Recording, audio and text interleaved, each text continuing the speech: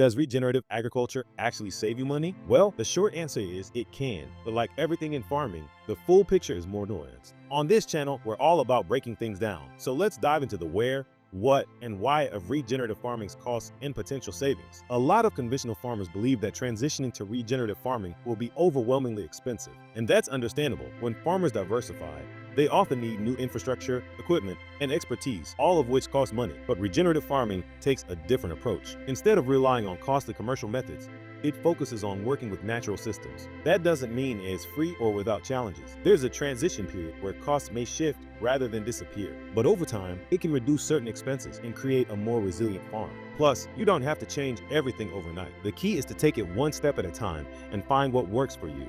Tilling. One of the first ways farmers can see a shift in costs is in tillage. A core principle of regenerative farming is reducing or eliminating intensive tilling to preserve microbial life in the soil. Instead of deeply disrupting the soil, many regenerative farmers only disturb the top few inches to work in compost and plant seeds. Heavy tillage with tractors and planters can harm soil structure and microbial ecosystems. Transitioning away from deep tilling means you may rely less on heavy machinery, but it doesn't mean you won't need any equipment. Some farmers switch to broad forks or mini tillers, which allow for gentler soil disturbance. That said, not every farm can completely eliminate tilling, especially those working on large acreage. While reducing tillage can decrease fuel and maintenance costs, with no-till farmers saving up to $25 per acre on fuel alone, the transition can take time. And initially, some farmers may see lower yields as soil biology adjusts. For those growing large-scale staple crops like corn, wheat, or soy, alternative tilling strategies like strip till or reduced till can be a practical middle ground. Pesticides and fertilizers.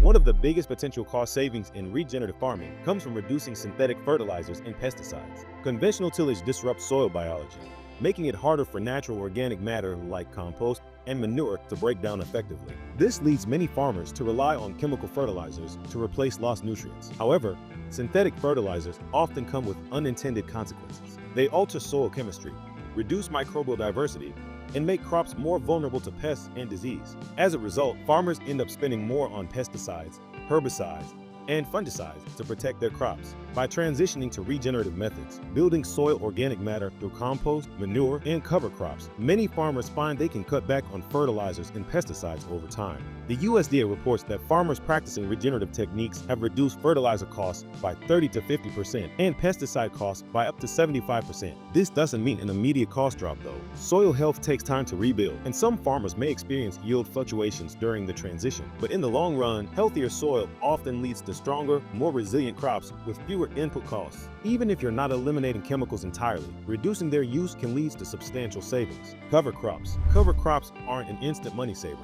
but they pay off in the long run.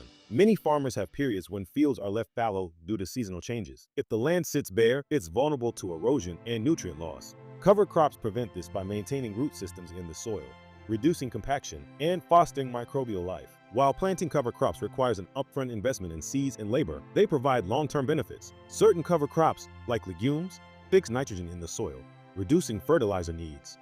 Others, like daikon radishes, help aerate the soil naturally. Some farmers use quick-growing covers like rye, sunflower, or barley, while others opt for low-maintenance options like clover, which can also serve as livestock forage. The financial benefit of cover crops depends on how they're used. Some farmers see a direct return by grazing livestock on them, turning them into a feed source. Others benefit from improved soil health, reducing the need for synthetic inputs over time. Studies estimate that farmers using cover crops can save an average of $50 per acre on fertilizer and soil amendments. While cover crops don't provide instant savings, they're an investment in long-term soil fertility and resilience. Diversification is a crucial strategy in regenerative agriculture. Just as businesses mitigate risk by offering multiple products, farms can become more financially stable by growing a variety of crops or integrating livestock. For example, a farm that relies solely on one crop is highly vulnerable to disease or market fluctuations. If a disease wipes out a cornfield, the farmer faces significant losses with no backup revenue source. By diversifying with other crops or livestock, there are more income streams to fall back on. Diversification can require initial investments, new fencing, feed, or planting equipment, but it can also open up new markets.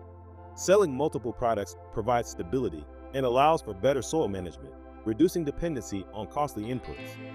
Farmers who integrate livestock into their operations often see a 20 to 40% increase in overall revenue, as animals can be grazed on cover crops or crop residues, reducing feed costs, and enhancing soil fertility. We have an amazing video from a farmer practicing this profitably that we will link at the end. Rotation. One of the most effective regenerative practices for long-term farm health is rotation, both of crops and livestock. While it requires planning, the benefits often outweigh the costs. Crop rotation helps maintain soil fertility and reduce pests and disease. Continuous monocropping depletes nutrients and increases vulnerability to soil-borne illnesses.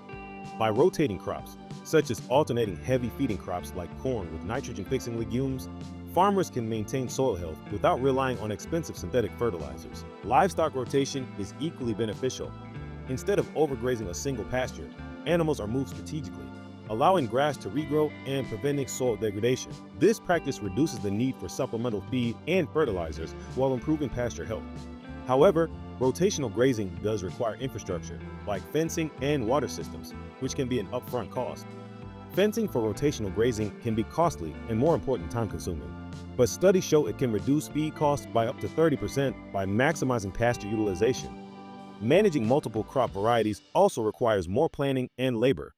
But over time, these strategies often lead to more sustainable and profitable operations. Conclusion. So, does regenerative agriculture save money? The reality is that it depends on the farm, the transition process, and how well the principles are implemented. Some costs, like fertilizers and pesticides, can be reduced over time, while others, like fencing for rotational grazing, require an upfront investment. The key takeaway is that regenerative farming isn't about cutting all costs immediately. It's about creating a more resilient, efficient system that pays off in the long run. Some savings are immediate, while others take years to materialize. But with thoughtful planning and gradual changes, many farmers find that regenerative methods not only save money over time, but also build healthier soil, stronger crops, and a more sustainable farm business overall. On average, regenerative farms report a 78% increase in profitability after 5 to 10 years of implementation.